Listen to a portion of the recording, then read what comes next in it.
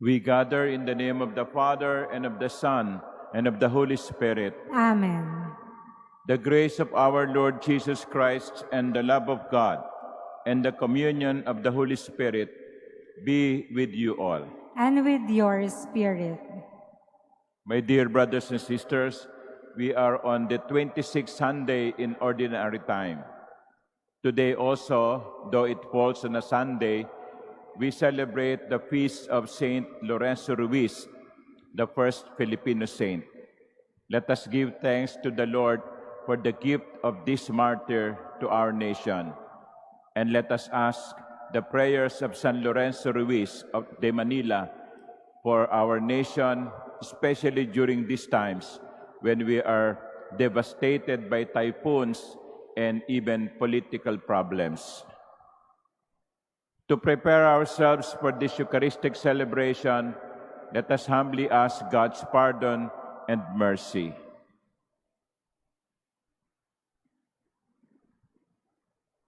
I confess to Almighty God And to you, my brothers and sisters, that I have greatly sinned in my thoughts and in my words, in what I have done and in what I have failed to do.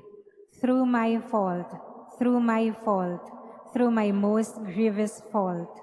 Therefore I ask Blessed Mary, ever Virgin, all the angels and saints, and you, my brothers and sisters, to pray for me to the Lord our God. May Almighty God have mercy on us, forgive us our sins, and bring us to everlasting life. Amen.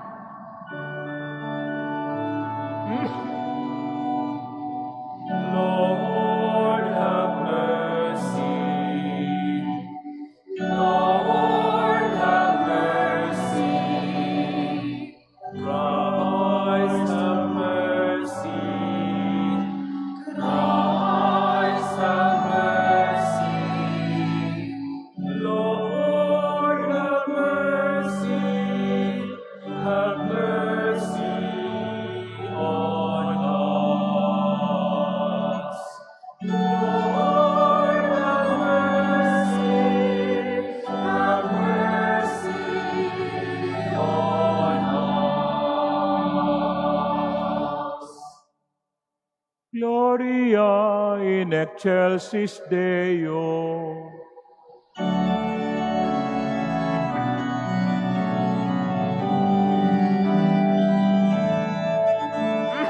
Glory to God, glory to God, glory to God in the highest, and on earth peace on earth, peace to people of good will. We praise you, we bless you, we adore you, we glorify you, we give thanks for your great glory, Lord God, heavenly King, O God, Almighty Father.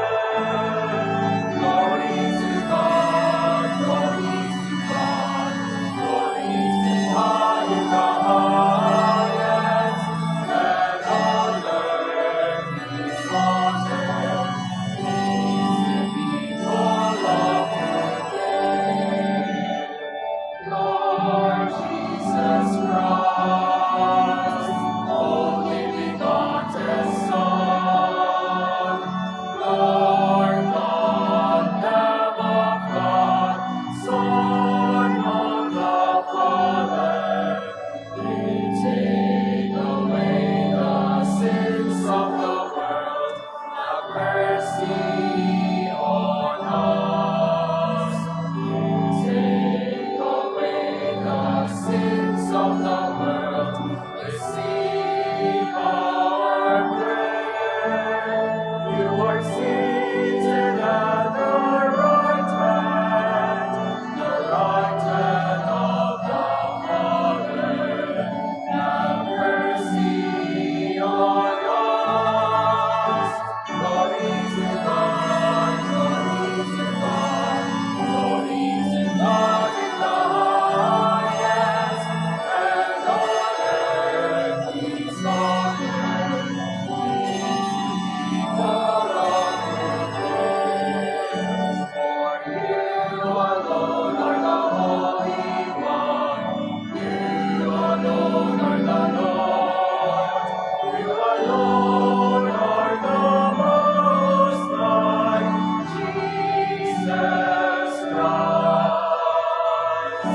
with the Holy Spirit, in the glory of God the Father.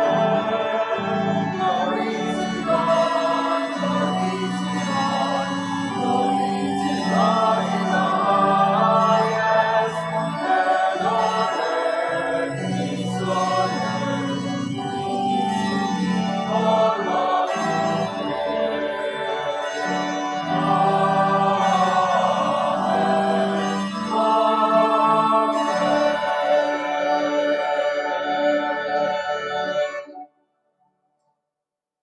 Let us pray.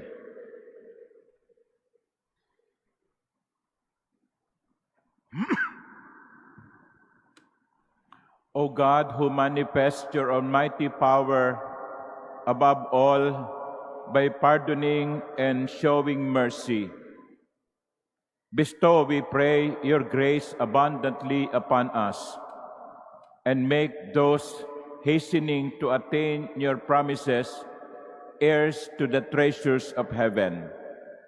Through our Lord Jesus Christ, your Son, who lives and reigns with you in the unity of the Holy Spirit, God, forever and ever. Amen. Please be seated.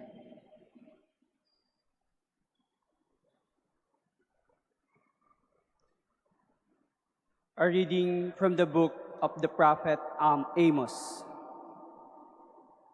Thus says the Lord, the God of hosts, woe to the complacent in Zion, lying upon beds of ivory, stretched comfortably on their couches. They eat lambs taken from the flock and calves from the stall, improvising to the music of the harp. Like David, they devise their own accompaniment.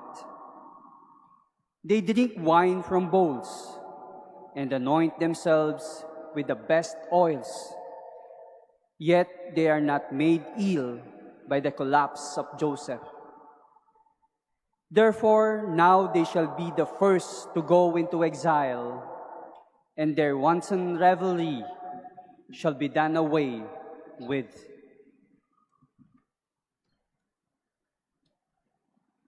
The word of the Lord.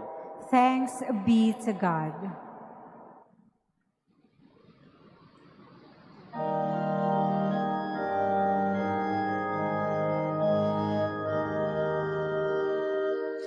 Praise the Lord, my soul. Praise the Lord, my soul. Blessed is he who keeps faith forever, secures justice for the oppressed, gives food to the hungry. The Lord sets captives free. Praise the Lord, my soul. The Lord gives sight to the blind. The Lord raises up those who were bowed down. The Lord loves the just. The Lord protects strangers. Praise the Lord, my soul. The fatherless and the widow he sustains, but the way of the wicked he thwarts. The Lord shall reign forever, your God, O Zion, through all generations. Alleluia. Praise the Lord, my soul.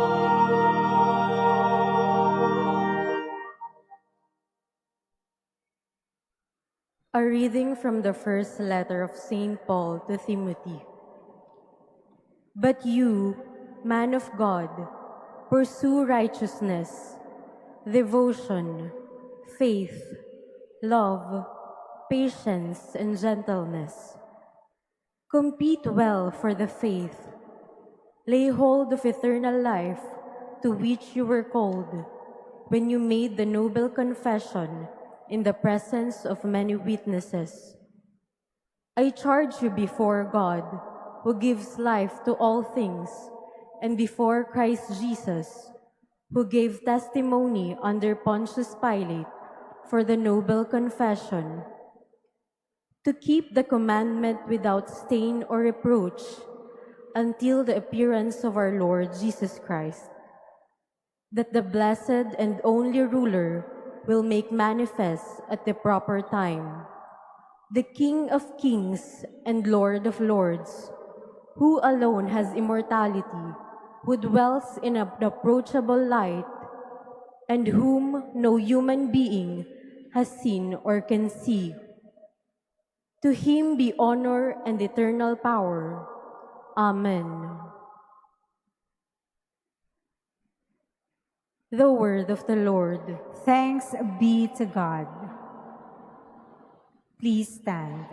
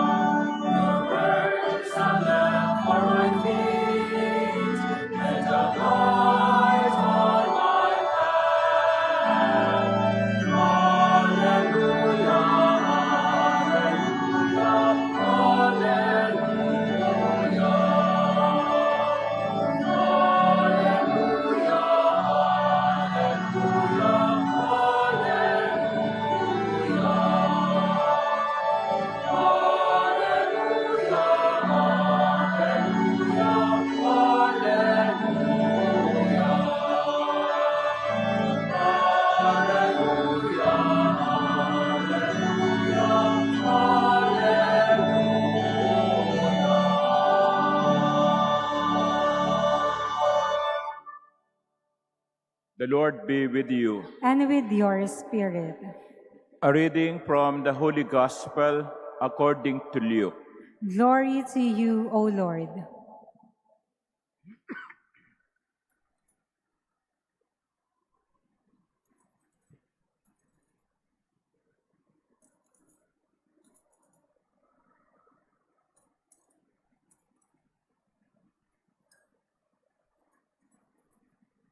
Jesus said to the Pharisees, "There was a rich man who dressed in purple garments and fine linen and dined sumptuously each day.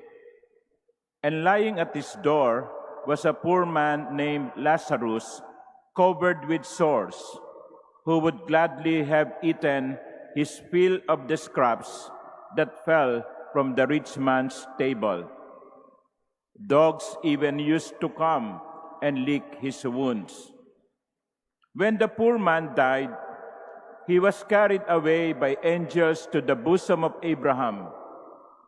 The rich man also died and was buried, and from the netherworld, where he was in torment, he raised his eyes and saw Abraham far off and Lazarus at his side. And he cried out, 'Father Abraham, have pity on me. Send Lazarus to dip the tip of his finger in water and cool my tongue, for I am suffering torment in these flames.' Abraham replied, 'My child, remember that you received what was good during your lifetime, while Lazarus likewise received what was bad. But now he is comforted here, whereas you are tormented. Moreover, between us and you, a great chasm is established to prevent anyone from crossing who might wish to go from our side to yours and or from your side to ours.' He said, 'Then I beg you, Father, send him to my father's house, for I have 5 brothers, so that he may warn them, lest they too come to this place of torment.' But Abraham replied, "They have Moses and the prophets. Let them listen to them." He said, "Oh no, Father Abraham, but if someone from the dead goes to them, they will repent." Then Abraham said, "If they will not listen to Moses and the prophets, neither will they be persuaded if someone should rise from the dead." The Gospel of the Lord. Praise to you, Lord Jesus Christ. Please be seated. Good morning, my dear brothers and sisters, and good morning to all of those who are following us online. First, let us greet our pilgrims who come over to the Manila Cathedral, especially the group of the mechanical engineering students from Batangas State University. Kayo ba yon? Okay, palakpakan natin ang ating mga bisitang pilgrims. So, doon sa mga iba pang pilgrims, welcome din po. And it's good to see you. My dear brothers and sisters, in the book of Genesis, we read the story of brothers Cain and Abel, or Cain and Abel. Dahil sa inggit, pinatay ni Cain ang kanyang kapatid na si Abel. Nung pinatay ni Cain ang kanyang kapatid at nakita yun ng Diyos, hinanap niya si Abel kay Cain. Ang tanong ng Diyos, where is your brother? Alam naman ng Diyos na patay na si Abel. Ang sagot ni Cain, "Am I my brother's keeper? Am I my brother's keeper?" Sa Tagalog, anong pakialam ko? That is why when the Lord punished Cain for killing his brother, the answer of the Lord is very clear. Yes, you are your brother's keeper. Pananagutan mo ang iyong kapatid. Mga minamahal kong kapatid, narinig natin ang kwento sa Ebanghelyo. Isang pamilyar na talinghaga. Dalawang tao, ang isa ay tinuring na mayaman at ang isa ay binigyan ng pangalang Lazaro. Sa estado ng buhay, magkaiba sila dito sa lupa. Sabi dito sa Ebanghelyo, there was a rich man who dressed in purple garments and fine linen and dined sumptuously each day. Bihis ng magara, signature t-shirt, araw-araw masasarap ang kinakain. At ang mga sasakyan, madami, mamahalin. Yun ang mayaman. Yun ang unang tauhan. At ang pangalawa, by the way, hindi binigyan ng pangalan yung mayaman. Samantalang ang mahirap ay pinangalan ng Lazaro. Nilarawan ng Ebanghelyo si Lazaro. Nakatayo, nakahiga sa gilid, walang lakas,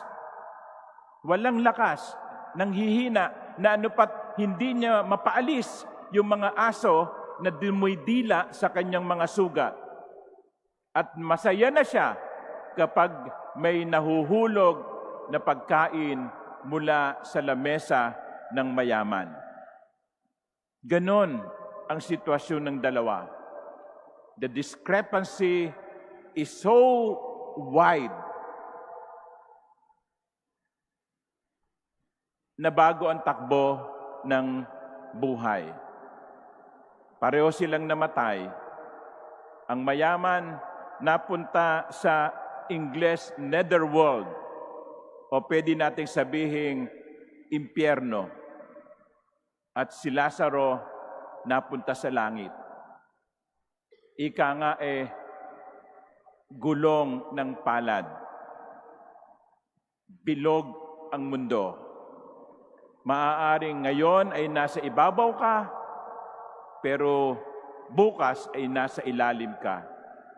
At maaaring ngayon ay nasa ilalim ka, pero pwedeng bukas ay maipataas ka. Now, mga minamahal kong kapatid, ano ang kasalanan ng mayaman? Ano yung kasalanan niya? Ninakawan ba niya si Lazaro?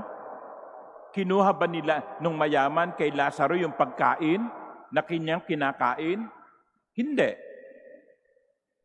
Hinubaran ba niya si Lazaro at siya ang nagsuot ng mga damit? Hindi. Anong ginawa nung mayaman kay Lazaro? Hindi niya ito sinaktan. Hindi niya ito ninakawan. Hindi niya ipinapatay. So bakit siya ngayon nasa impyerno? Wala siyang ginawang masama kay Lazaro. Ngunit wala din naman siyang ginawang mabuti. The sin of the rich man was the sin of indifference. Walang paki. Walang pakialam. Minsan, I preach a homily on this same gospel at nag-trending yun no? Yung binigay kong phrase, sabi ko, ang hindi namamansin sa impyerno pupulutin. At yan ang aral sa atin ng Ebanghelyo. We are our brother's keeper. It is not enough that we do not harm our brothers. It is also necessary that we extend our hand, our helping hand, to our brothers in need. Kasi pwedeng magbago ang kapalaran natin. Maaaring nagpapasasa ka ngayon, pero bukas, iniimbestigahan ka na sa Senado. Pero mga minamahal kong kapatid,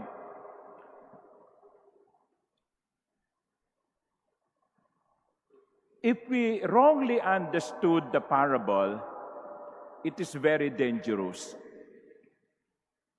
Kasi pwede nating isipin, magtiis na lang tayo ngayon. Anyway, pag namatay naman tayo, mapupunta tayo sa langit. Posible yun Posible nating sabihin, magtiis ka na lang ngayon. Anyway, pag namatay ka naman sa langit, ang tungo mo. What about now?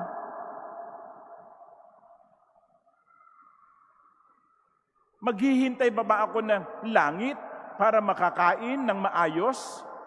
Maghihintay pa ba ako ng langit para madamitan ng maayos?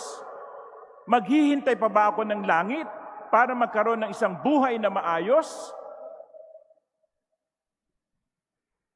Parang may mali. So sa mga katuwid, isang hamon din sa atin ay hindi lamang yung tulungan ang ating kapwa ngayon, kundi siguruhin na yung sitwasyon na naghatid sa kanya sa ganong kalagayan ay maiwasto. Hindi natin pwedeng sabihin, magtiis ka na nga lang ngayon kasi pag namatay ka naman, langit ang tungo mo. Hindi. Mali. Sapagkat dito pa man sa lupa, ay dapat na nating piliting maranasan ang langit. Nung nakaraang linggo, may malalaking rally sa Luneta at sa EDSA. Marami nga sa inyo, wala dito nung nakaraang linggo no? Hindi kayo nakarating ng Manila Cathedral. Anong isinisigaw ng mga tao? Anong isinisigaw ng mga tao? Ihinto ang korupsyon. Kasi nakita natin na ang ilang mga tao ay nagpapasasa, samantalang ang mga kababayan natin ay namamatay, nagugutom, nilulubog sa baha. Hindi pwedeng sabihin natin, magtiis kayo ngayon. Hindi. Usigin natin ang may mga kasalanan. Ikulong natin ang mga nagnakaw. Tutulan natin ang korupsyon. Sapagkat pananagutan din natin na ang takbo ng lipunan ay maging maayos. Huwag na tayo maghintay pa ng kamatayan upang mag-enjoy. Ngayon pa lang, sikapin natin ang bawat isa, hindi lamang iilan, kundi ang bawat isang Pilipino ay nakikinabang sa bunga ng kanyang pagpupunyagi. Bayad tayo ng bayad ng tax. Pag pumunta ka sa grocery, may binili ka, may sales tax. Pag kumain ka sa restaurant, merong service charge. Pag bumili ka ng damit, merong tax. Pag nagbiyahe ka, merong tax. Pag kumita ka, merong tax. Pagkatapos, ilang tao lamang ang makikinabang sa buwis na ibinabayad natin. Sasabihin ba ng Jesus, magtiis na lang kayo ngayon. Anyway, pag namatay naman kayo, mababaligtad ang takbo ng buhay niyo. No. This same Jesus cleansed the temple. This same Jesus cleansed the temple because he knew something was wrong. Kaya mga minamahal kong kapatid, magtiwala tayo sa Panginoon sapagkat nakikita niya ang ating kalagayan. Pero paalala lang, mga kapatid, tungkulin din natin na ayusin ang takbo ng lipunan. Papanagutin ang dapat managot. Ikulong ang dapat ikulong. Ihinto ang korupsyon.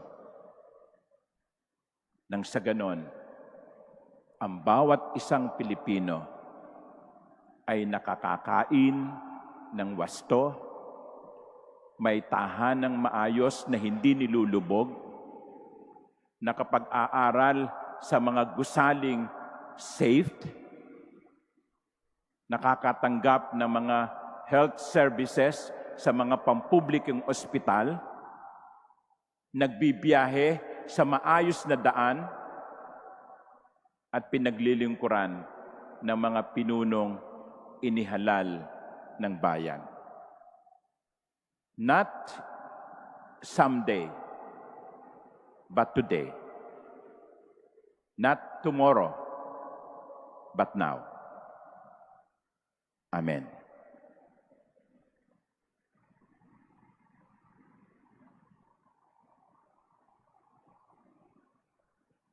Please stand. I believe in one God, the Father Almighty, maker of heaven and earth, of all things visible and invisible.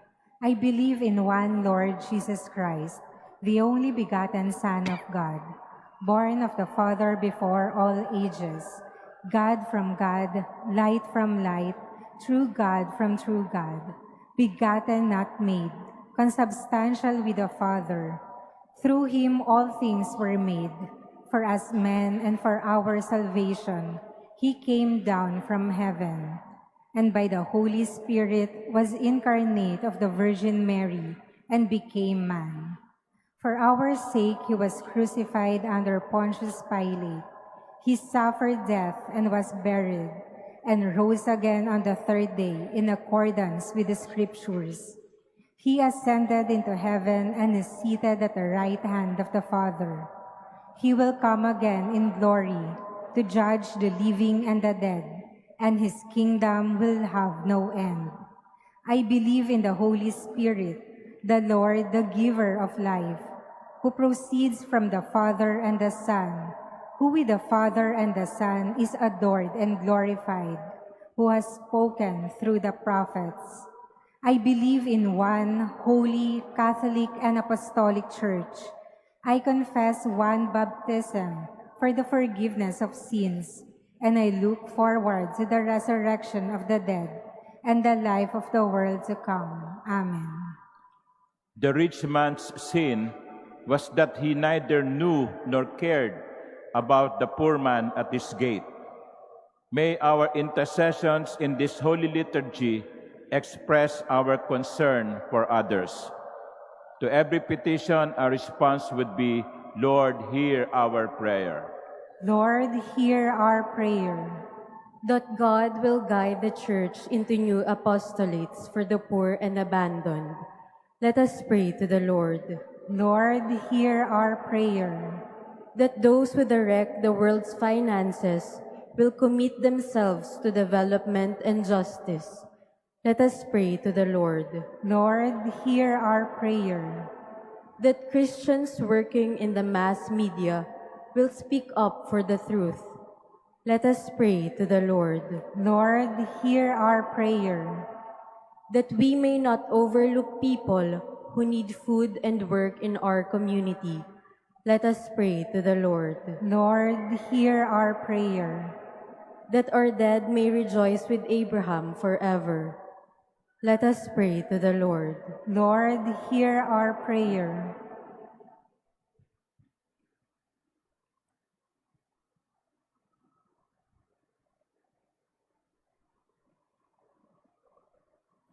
Almighty God, the blessed and only ruler of all, you are King of kings and Lord of lords, yet you cherish the poor and weak.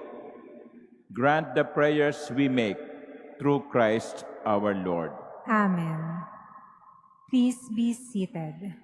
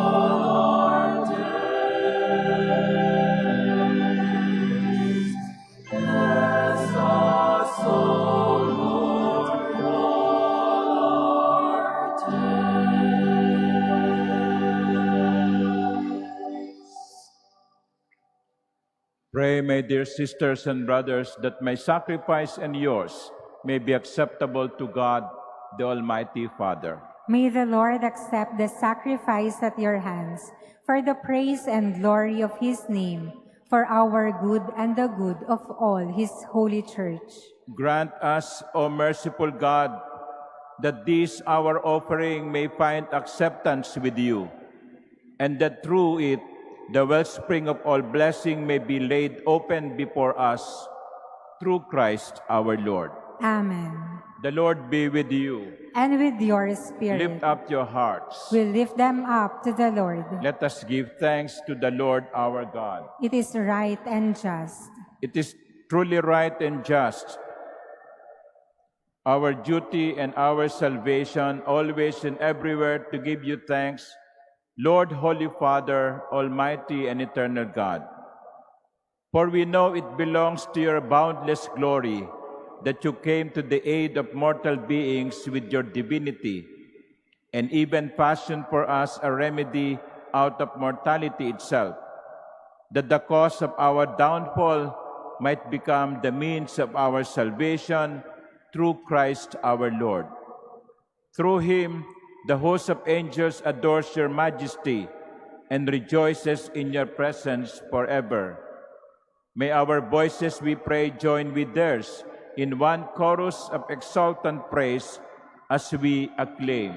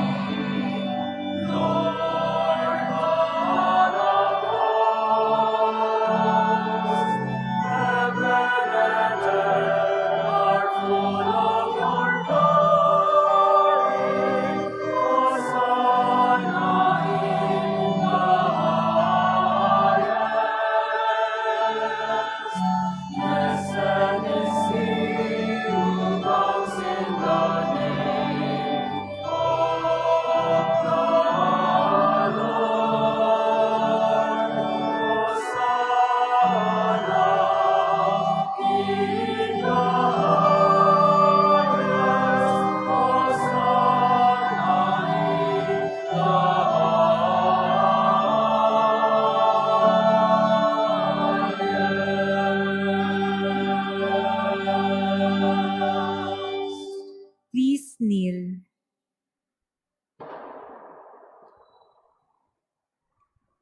You are indeed holy, O Lord, and all you have created rightly gives you praise. For through your Son, our Lord Jesus Christ, by the power and working of the Holy Spirit, you give life to all things and make them holy.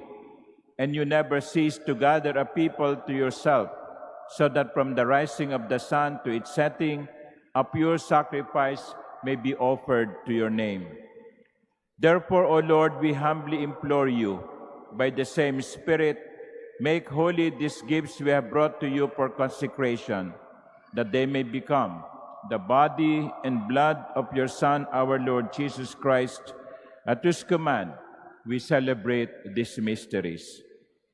For on the night he was betrayed, he himself took bread, and giving you thanks, he said the blessing, broke the bread, and gave it to his disciples, saying, "Take this, all of you, and eat of it, for this is my body, which will be given up for you."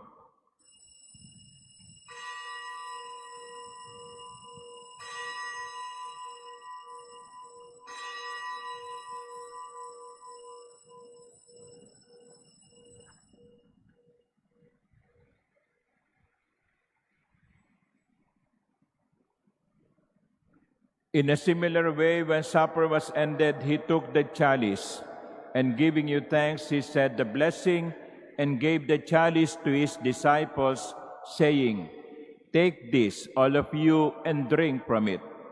For this is the chalice of my blood, the blood of the new and eternal covenant, which will be poured out for you and for many for the forgiveness of sins. Do this in memory of me."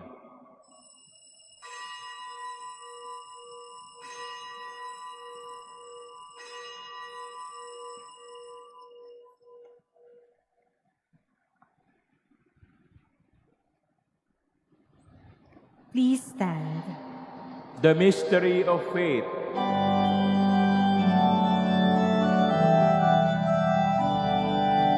Save us, save us, save us, Savior of the world. For by your cross and resurrection, you have set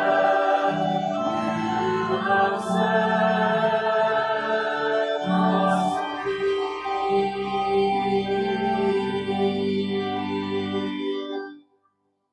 Therefore, O Lord, as we celebrate the memorial of the saving passion of your Son, his wondrous resurrection and ascension into heaven, and as we look forward to his second coming, we offer you in thanksgiving this holy and living sacrifice.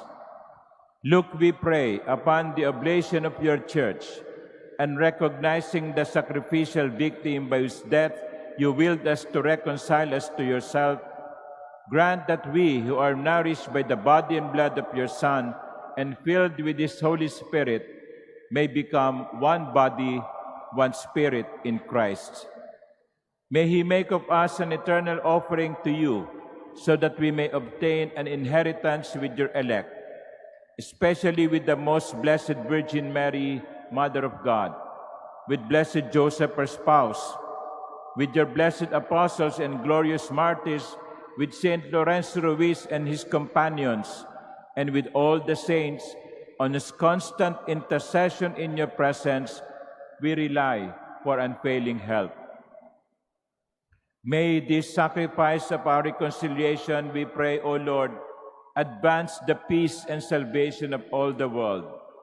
Be pleased to confirm in faith and charity your pilgrim church on earth, with your servant Leo, our Pope, and Jose, our Bishop, the order of bishops, all the clergy, and the entire people you have gained for your own.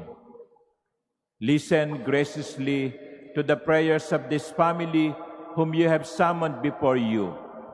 In your compassion, O merciful Father, gather to yourself all your children scattered throughout the world. To our departed brothers and sisters, and to all who were pleasing to you at their passing from this life, give kind admittance to your kingdom. There we hope to enjoy forever the fullness of your glory, through Christ our Lord, through whom you bestow on the world all that is good. Through him, and with him, and in him, O God, Almighty Father, in the unity of the Holy Spirit, all glory and honor is yours forever and ever. Amen, amen,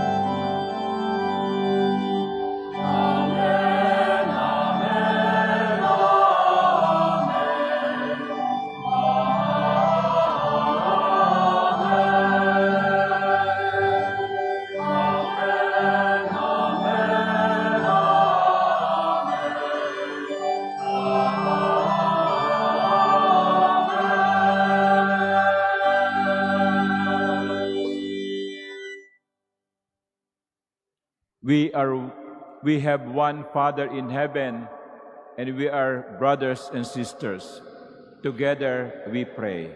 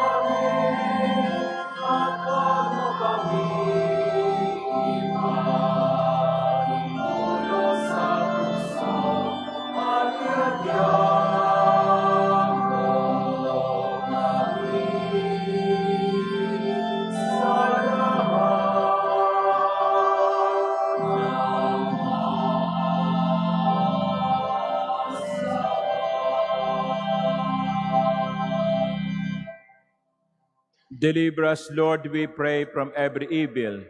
Graciously grant peace in our days, that by the help of your mercy we may be always free from sin and safe from all distress, as we await the blessed hope and the coming of our Savior Jesus Christ.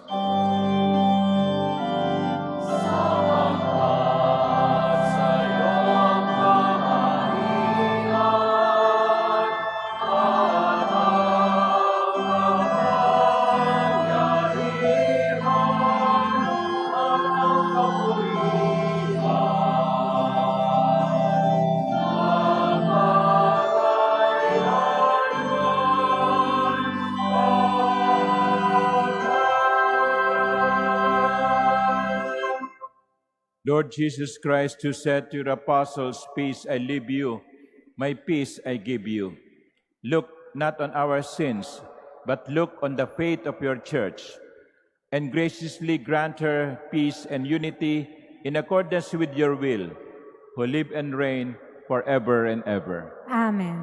The peace of the Lord be with you always. And with your spirit. Let us offer each other the sign of peace.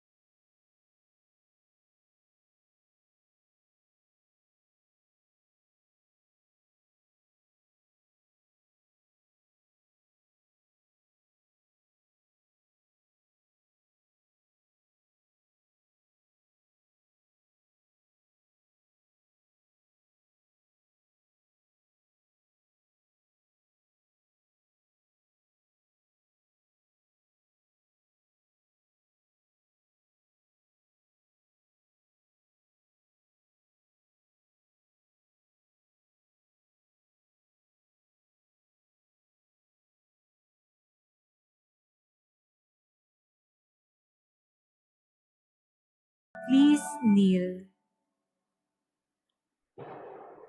Behold the Lamb of God. Behold him who takes away the sins of the world. Blessed are those called to the supper of the Lamb.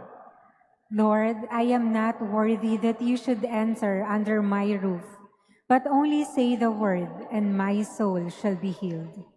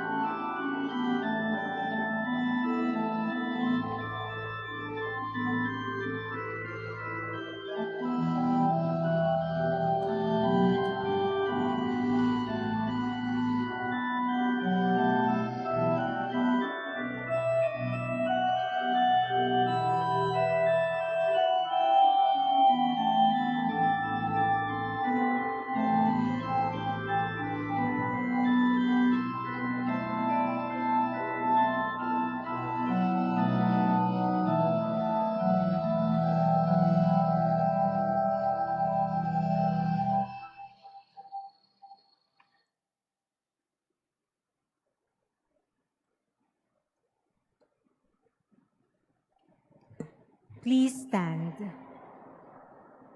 Let us pray.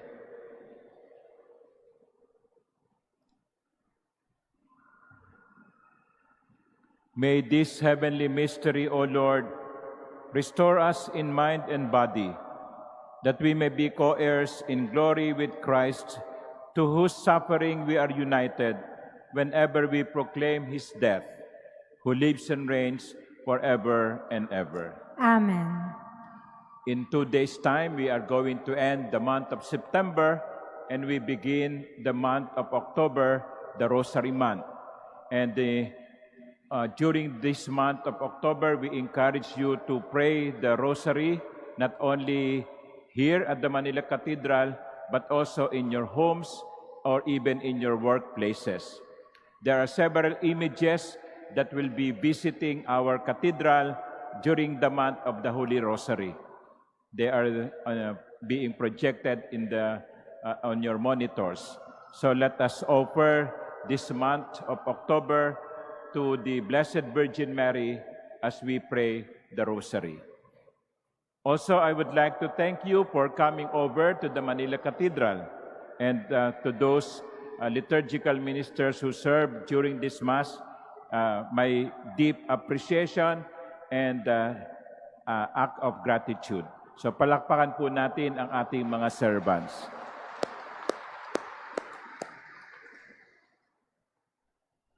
The Lord be with you. And with your spirit. Bow your heads and pray for God's blessing. May the peace of God, which surpasses all understanding, keep your hearts and minds in the knowledge and love of God and of His Son, our Lord Jesus Christ. Amen. And may the blessing of the Almighty God, the Father and the Son and the Holy Spirit come down on you and remain with you forever. Amen. The Eucharist has been offered. Go in the peace of Christ. Thanks be to God.